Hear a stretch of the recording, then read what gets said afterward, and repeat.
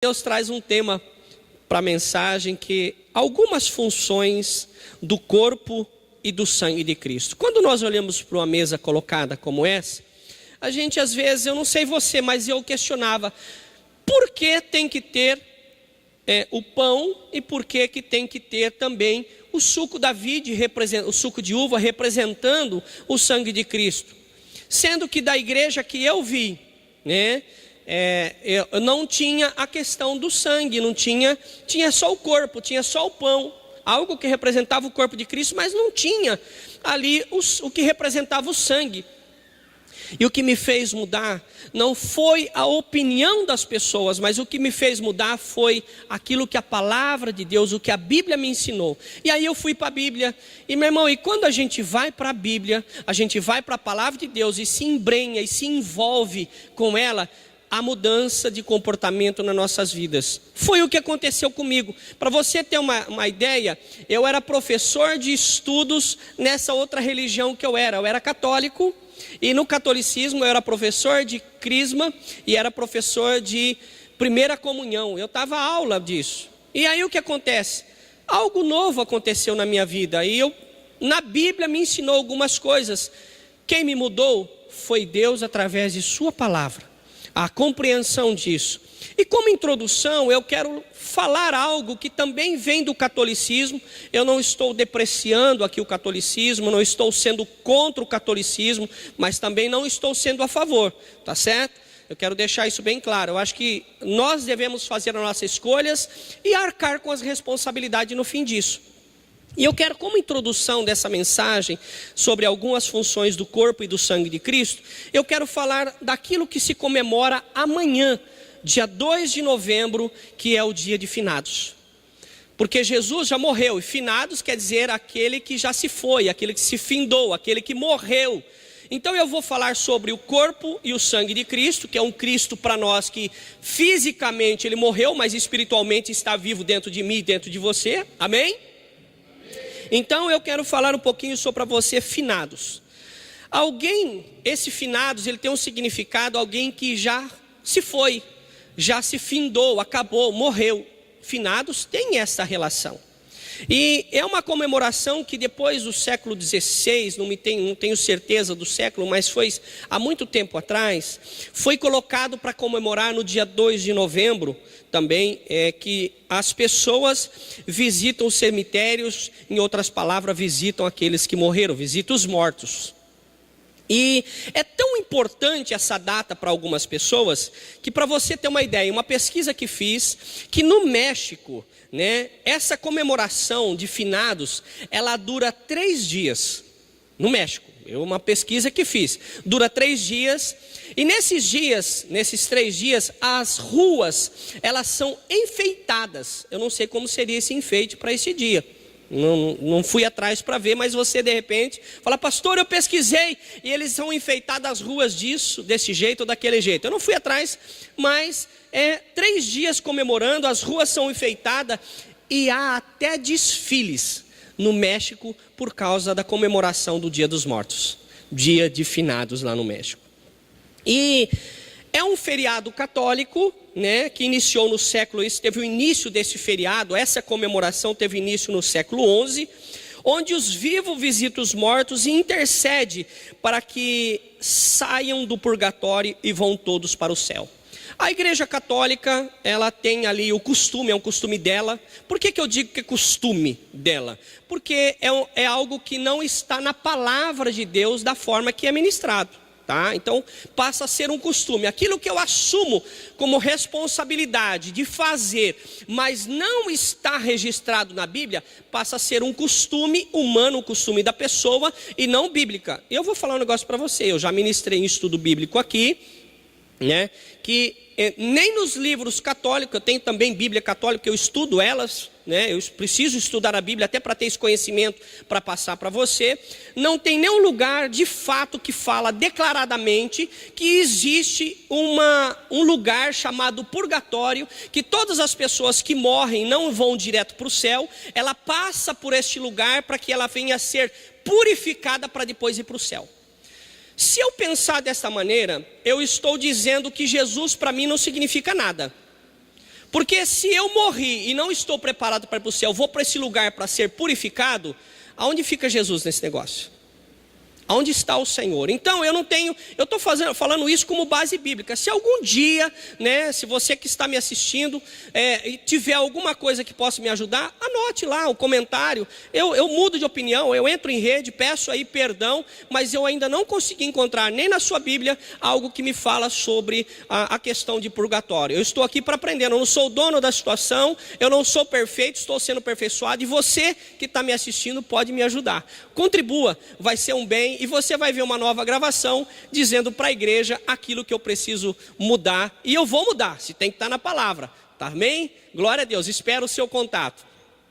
E eu peço a sua ajuda também. Se você sabe de alguma coisa que eu não sei, que está na Bíblia, por favor, contribua. Mas nós devemos ter sempre inserido na nossa vida Jesus Cristo. Precisamos disso. E mais um comentáriozinho sobre isso. No livro de Hebreus, eu quero que você abra comigo, o que eu preciso mostrar na Bíblia para você. É algo que a gente precisa saber e lendo na Bíblia, porque a Bíblia é o nosso livro de regra de fé. O que está na Bíblia para nós, evangélicos, aqui da igreja, comunidade evangélica, família cristã, é regra de fé. E eu tenho que viver sobre isso.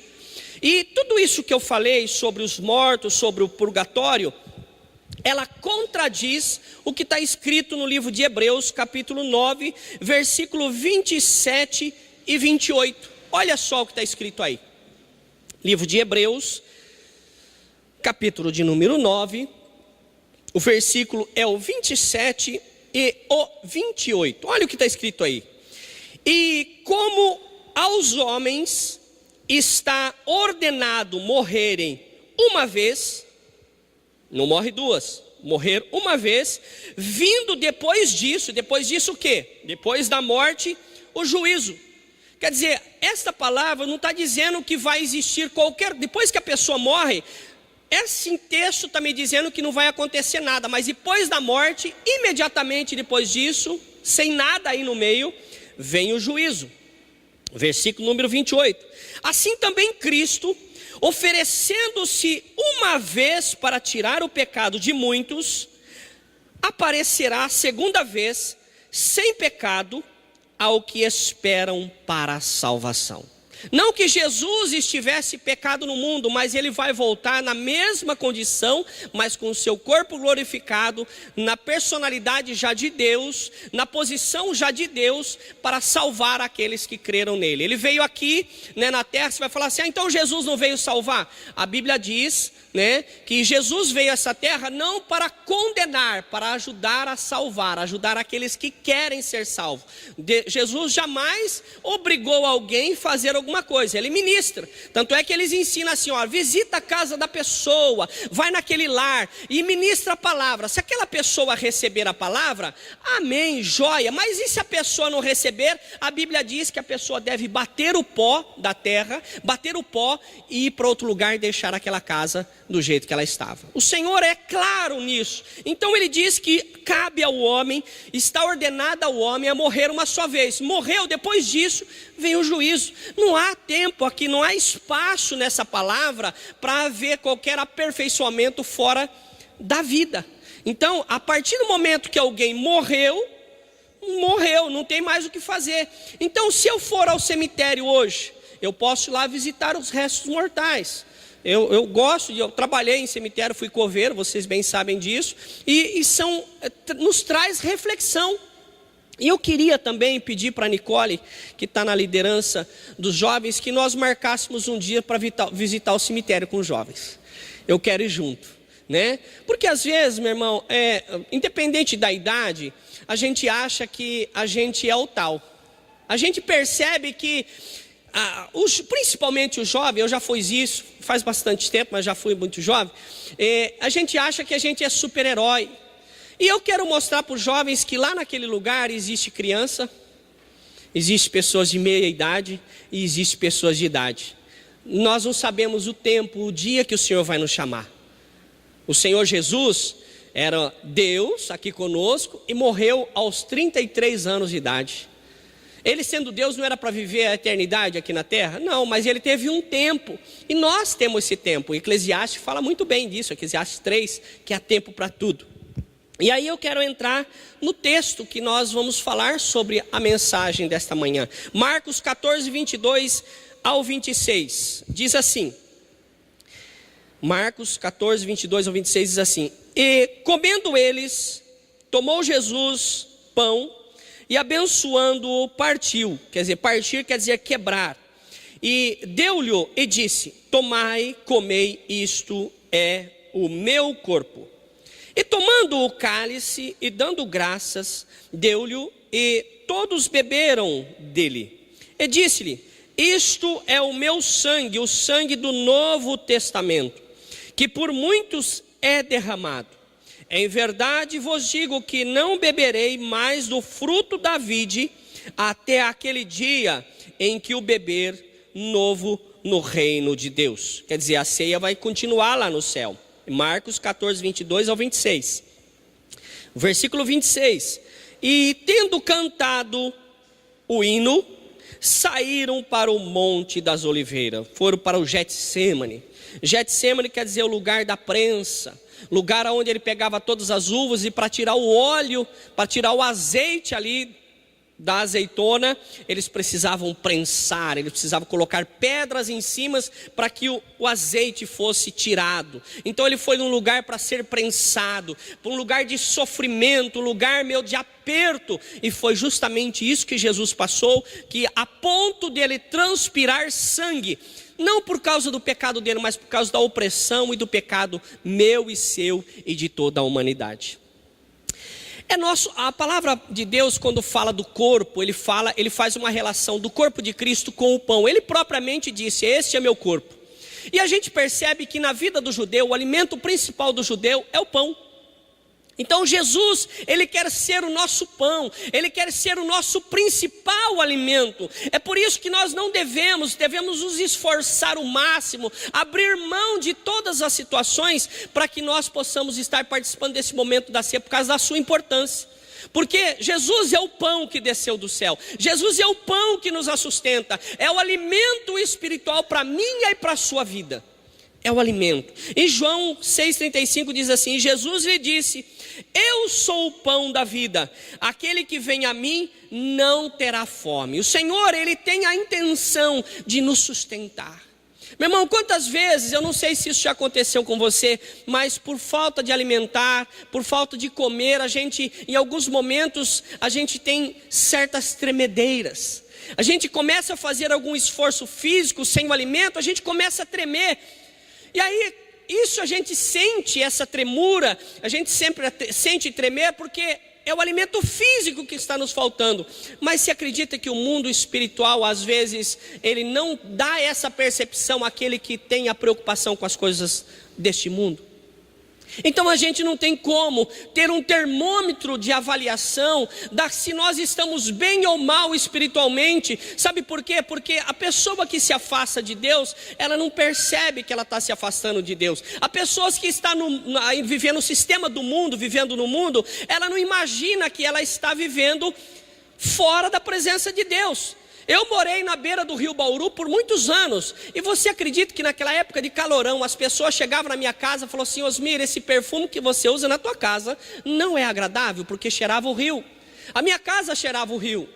O rio Bauru, época de calor, meu irmão, aquilo era um cheiro francês, cheiro de gambarrier. Era um cheiro de gambá, o negócio era terrível. Aí o que acontece? Mas eu que morava lá, já não sentia mais o cheiro. Eu tinha acostumado, as minhas narinas já tinham acostumado com isso. E às vezes nós acostumamos com o pecado.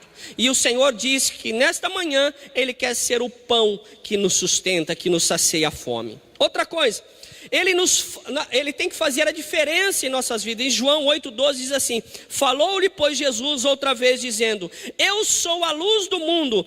Quem me segue não andará em trevas, mas terá a luz da vida. O Senhor, quando Ele entra na minha vida, eu passo a ser uma referência.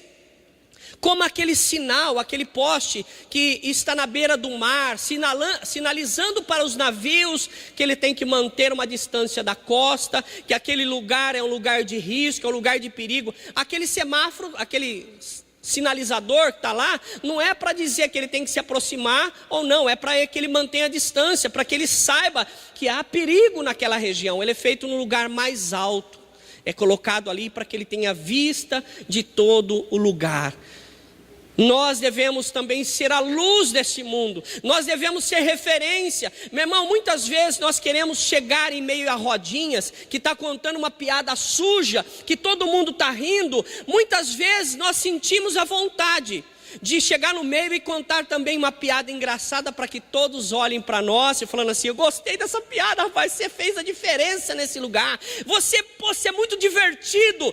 Muitas vezes nós queremos isso, mas não é isso que Jesus não quer que nós sejamos somente uma pessoa divertida, mas que sejamos uma pessoa santa, uma pessoa diferenciada, não pelos critérios do mundo, mas pelos critérios de Deus. E ele diz que Ele é a luz do mundo, e se Jesus habita na minha vida, eu também vou ser uma luz. Será que onde nós vamos, nós somos notados? As pessoas olham para a gente e falam assim: olha, tem algo diferente em você. Aquilo que você faz, aquilo que você diz, é algo diferente. Você, mesmo tempo que você está aqui, mas você você não se mistura, e é legal isso. E a gente tem que estar onde as pessoas precisam, mas sem se envolver com ela. Nós temos que estar no mundo, mas não vivendo o que o mundo vive, mas vivendo o que o Senhor nos proporciona. Nós pertencemos a um reino, nós somos embaixadores. E o embaixador que mora lá na embaixada dos Estados Unidos, por exemplo, ele não é americano, ele é um brasileiro, que é sustentado pelo Brasil. Aquele pedacinho onde ele mora é um pedacinho que pertence ao Brasil, é uma embaixada brasileira. Aquele terreno, se alguém invadir uma embaixada, ela está invadindo, é o mesmo que invadir o país. Então essa embaixada é um lugar que ele não pode ser invadido por aqueles naturais. Nós somos embaixadores de Cristo. Quem tenta invadir a nossa vida não está invadindo somente aqui, mas está invadindo um reino. Deus vai entrar com providência com aquele que é mordomo, que cuida das coisas de Deus. Eu queria que você pensasse assim. Outra coisa, Deus nos proporciona uma passagem. Deus está ali, ele diz assim em João 10:9: eu sou a porta, e se alguém entrar por mim, salvar-se-á, e entrará e sairá e achará pastagem. Senhor, ele fala de uma forma figurada, quando ele fala de pastagem, ele está tratando a minha vida e a sua vida como ovelha. O que a ovelha precisa? Ela precisa de alimento, ela precisa de água, ela precisa de lugar seguro, ela precisa de tantas coisas. Mas não somos ovelha, o animal que anda lá de quatro e dá a pele, mas nós somos a ovelha, aquele que Deus cuida, como, sabe, Davi cuidava das ovelhas de Jessé. O Senhor, ele nos proporciona uma passagem. Ele diz: eu sou a porta. Deus tem sempre uma porta aberta. Quando nós estamos na nossa casa, existem várias portas da nossa casa. Existem as portas que levam para o banheiro, existe a porta que leva para a cozinha, existe a porta que leva para o quarto, existe a porta que leva para muitos lugares da nossa casa. Mas dentro desse ambiente, depois da porta, é algo que está ali que vai nos proporcionar. Se eu quero dormir, eu tenho que passar a porta do quarto. Se eu estou apertado para ir no banheiro, eu tenho que passar a porta do banheiro. Se eu estou com fome, eu tenho que passar a porta da cozinha. Mas o Senhor quer que nós passemos a porta da salvação. O Senhor nos propõe esta porta, e o Senhor diz que eu sou a porta.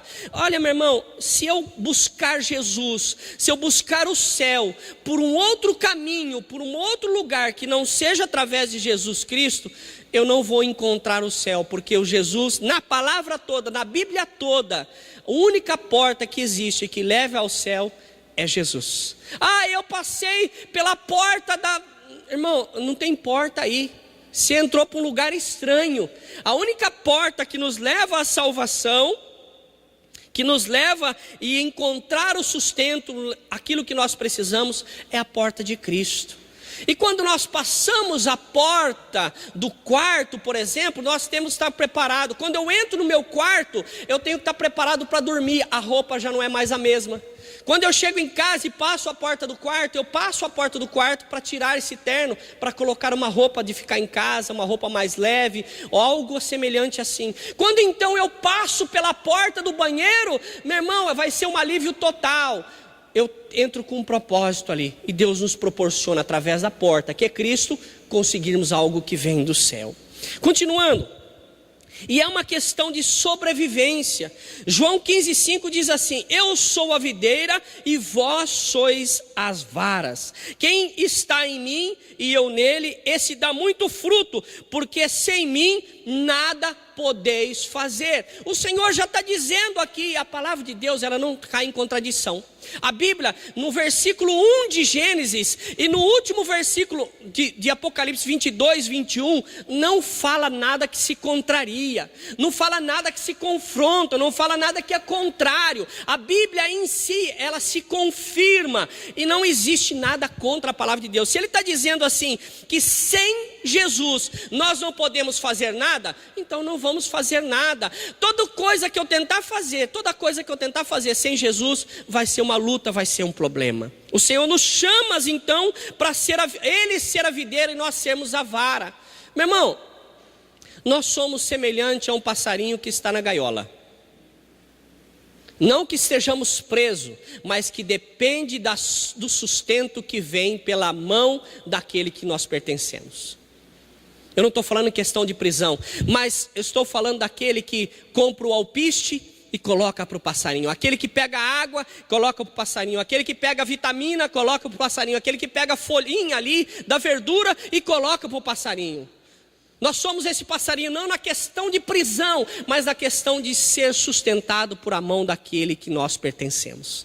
O Senhor é nosso dono, Ele morreu na cruz, e aquele que aceitou Jesus foi comprado, é propriedade dele agora através do sangue que nós estamos lembrando nesta manhã.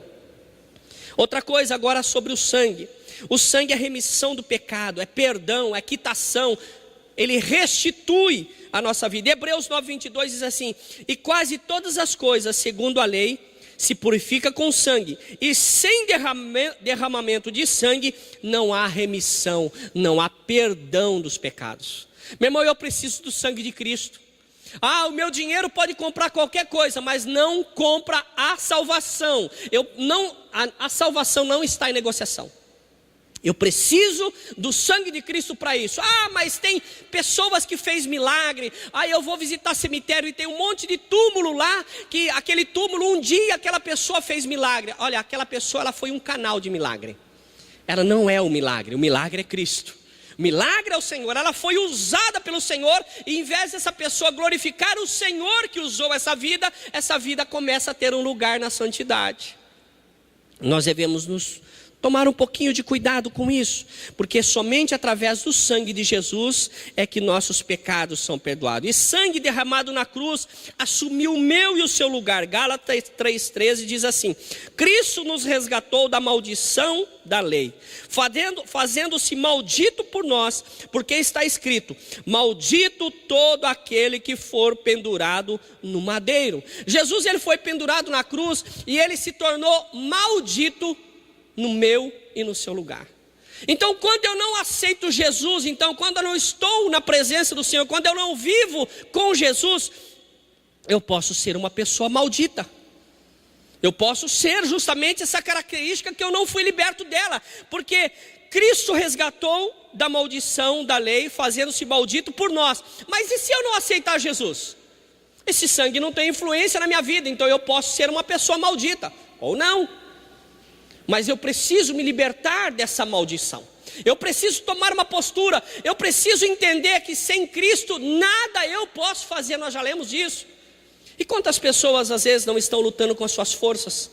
Olhe para você nessa manhã. Será que muitas das coisas que você está fazendo, está lutando, está passando por dificuldades e lutas, não está faltando ali um pedido de ajuda ao Senhor? Senhor, eu vou sair para o meu trabalho, vai à frente, Senhor. Que o meu chefe esteja com o nariz vermelho hoje, esteja ali, não que nem o pastor Osmir, mas esteja ali com um ar de alegria, não como um palhaço, mas com um ar de alegria, esteja com um sorriso diferenciado. Será que a gente ora assim? Ou será que a gente sai de casa e fala assim, eu já vou encontrar aquela encrenca lá, ele vai estar com aquela cara feia de novo, olhando para mim, ai, se ele levantar a voz, a gente já sai liberando palavras de maldição, a gente já passa a ser uma boca maldita, que fala mal, diz mal, maldita, diz mal, fala mal, as coisas vai estar tudo errado, meu irmão, você parece um para-raio, só cai energia elétrica ali, que destrói, só cai problema.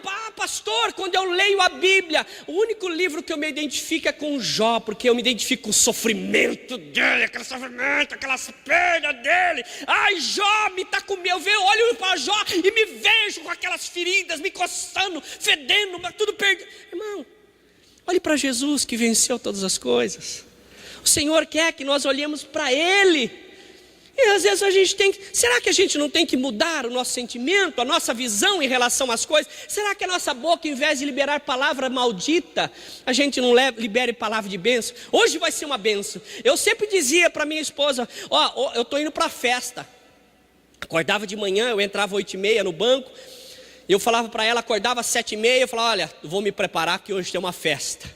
E era uma festa, meu irmão, você precisa ver quanta gente tinha lá falando ao mesmo tempo. Festa é assim, não é? Todo mundo fala ao mesmo tempo. Blá, blá, blá, blá. Eu entrava no banco, era uma festa, todo mundo falando ao mesmo tempo, queria falar comigo ainda. Meu irmão, guarda na fila, pega a senha. Mas era uma festa. Eu declarava que era uma festa. Então declare que para onde você vai ser uma festa. Pode não acontecer, mas eu profetizei. Era isso que eu queria. Meu irmão, toda manhã eu posso fazer uma escolha. Tem uma escolha que não dá para se fazer. Precisamos trabalhar. Não adianta eu vir na igreja, ficar dando pulinho, cair em espírito. Meu irmão, se não trabalhar, a Bíblia já diz assim, o homem viverá do suor do rosto do irmão. Está escrito assim? Não, o homem viverá do suor do rosto. Vai ter que trabalhar, vai ter que lutar. Então não tem outra escolha. Vou ter que trabalhar, segunda-feira, meu irmão. Fica tranquilo, amanhã você pode ficar em casa, está liberado. Se você trabalha no comércio, no banco. Agora, se você trabalha em algum lugar que tem que trabalhar na segunda-feira, glória a Deus que você tem um emprego. Poderia estar aí na fila do emprego, mas você não está. Amanhã é feriado, dia de finados, né? Olhe para a sua vida, né? Nesse dia de finados, se a sua vida está morta já para o mundo e se já nasceu para Cristo. Visite os mortos, para na frente do espelho e fala assim, eu vim aqui hoje para ver se eu tenho certeza que você está morto. Você está morto? Você mudou? Seu costume não é mais mesmo, a sua boca não fala mais palavrão, você não murmura, você não reclama. Glória a Deus, então você nasceu de novo. Eu acabei de visitar um morto, né? Que você faça isso, né? A hora que você for escovar o dente com aquele óleo de Van Damme assim de manhã, né? Com aquela boca cheirando assim, né? Brisa do Rio Bauru. Aí você olha para aquele lugar lá, você fala assim, eu mudei, sou uma nova pessoa, estou visitando um morto agora, mas eu estou vivo em Cristo. Jesus, Ele pagou o nosso resgate com a sua própria vida. Meu irmão, como é bonito a gente ver num filme, principalmente dos romances, quando aquele mocinho, né? Aquele que você está assistindo o filme, você se envolve, você entra no filme. Eu não sei você, mas eu já fui em muitos filmes no cinema, que depois que acabou o filme, o cinema inteirinho bateu palma. Já aconteceu isso com você? Inclusive, Joe, bateu palma no cinema. Uhul! Você entra no filme, o filme é você está ali, o cara está dirigindo o carro, sei lá o que, você desvia, você pisa no freio, você se envolve, você se embrenha, você entra na cena. Jesus quer que a gente seja assim. Ele morreu. Aí quando o mocinho do cinema, né, vai matar ali aquele guarda-costas, não sei se já assistiu esse filme, mas ele se joga na frente daquele que ele está protegendo, e todo mundo, e ele sobrevive depois. Ele sobrevive, e depois ele fica com a mocinha do filme. Não é legal? E você fica aquela emoção, que poderia ser eu, né? Essa moça, ou esse moço, ele é um herói. Meu irmão, Jesus fez isso com a gente. Ele não se jogou na frente de uma bala, mas ele se jogou, olha, nós conhecemos a história, o que ele fez por amor, por mim e por você. Nós quando lembramos do filme, nós nos emocionamos. Como é lindo. E o que Jesus fez, não é lindo? Não é maravilhoso? Não é grandioso? Sabe, o filme que nós assistimos às vezes é só aqui na nossa região, mas é mundial o que Jesus fez por mim e por você.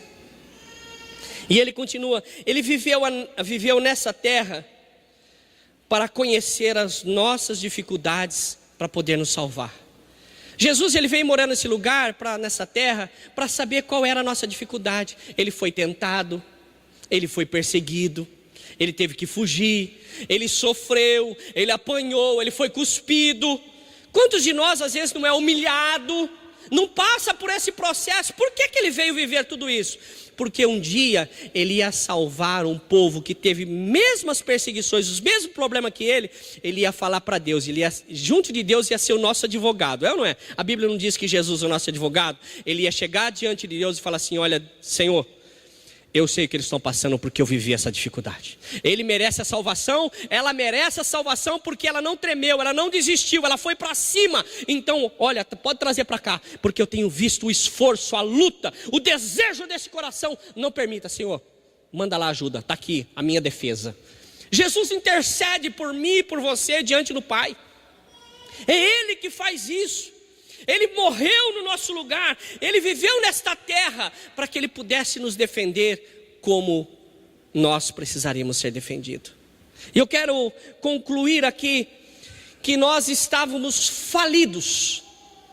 Imagina uma empresa falida, pedindo concordata, pedindo, liga para a empresa que me forneceu o produto, fala, eu não vou conseguir pagar, olha esse produto, eu tenho um restante aqui, vem retirar porque eu não tenho como pagar você, a empresa quebrou, eu não tenho como sobreviver, mandou os empregados embora, não tem como pagar vocês, eu não tenho dinheiro, não tenho nada, empresa falida. Nós sem Cristo estamos falidos, não sabemos.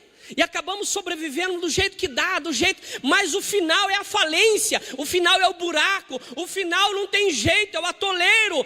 Sem Cristo é estar falido, é estar morto, é estar sem condições. E Jesus nos proporciona isso. O interessante de Deus, meu irmão, olha, presta atenção que eu não vou falar. Muitos às vezes querem ir para o passado para conhecer como era o passado. Sabe? O povo do Velho Testamento, eles estavam profetizando aquilo que viria. Nós estamos vivendo aquela profecia de Isaías. Tudo aquilo que acontecia no Velho Testamento era sombra, era algo que refletia aquilo que nós estamos vivendo hoje. Eles viviam numa sombra, algo que não era ainda de fato Jesus, mas que um dia esse Jesus viria. Então, eles viviam o futuro deles, e nós estamos vivendo o futuro desse Velho Testamento. Tudo que o Velho Testamento falava de Jesus, tudo que o Velho Testamento falava que ia acontecer, nós estamos vivendo isso. Eles viviam na iminência de alguém que poderia vir. Alguém, vai vir um Jesus, um Salvador. Nós já olhamos falando assim, já veio o Salvador, Ele fez isso pela minha vida. Nós vivemos o tempo futuro do Velho Testamento, que era sombra. Nós vivemos a realidade hoje. Vamos viver essa realidade com alegria, meu irmão, vamos viver com intensidade. Sabe aquele mocinho que você um dia chorou, aquela mocinha que você chorou por ela do filme? Faça isso por Jesus. E eu quero concluir aqui, morte que Ele quer que sejamos lembrados, né? Essa morte, Ele quer que nós lembremos dela, até que Ele venha participar dessa ceia lá no céu. Então, meu irmão, essa mesa póstuma, essa mesa colocada aqui, ela não vai terminar nessa terra, ela vai continuar no céu por causa da sua importância. Meu irmão, colocar a mão na ceia não é algo simples, físico pode até ser. Quando eu olho para essa mesa colocada, tiro a tampa desse componente aqui, dessa vasilha, eu olho para dentro, tem pão ali, e pão comum. Muitas vezes você come pão melhor do que esse que está aqui. Porque quem tem dinheiro come o melhor, mas nós não estamos aqui para oferecer o melhor do mundo, nós estamos aqui oferecer o nosso melhor. Quando você olha para essas bisnaguinhas e fala assim, pastor, essas bisnaguinhas, eu como pão 7 grãos, eu como pão italiano, eu como pão francês, eu como pão, Você pode ter, mas este pão aqui é algo que nos faz referência ao Senhor.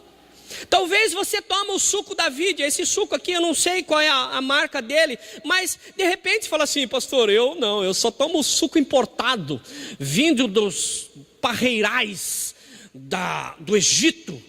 Que legal, né? Mas pode comer o melhor dessa terra, mas o que o Senhor está nos oferecendo é a comunhão, é o melhor dele com ele. É nesta manhã que nós vamos reviver. Eu queria chamar os ministérios de louvor, queria chamar aqui o diaconato, as pessoas de direito para estar aqui à frente. E eu quero que você se coloque em pé, igreja.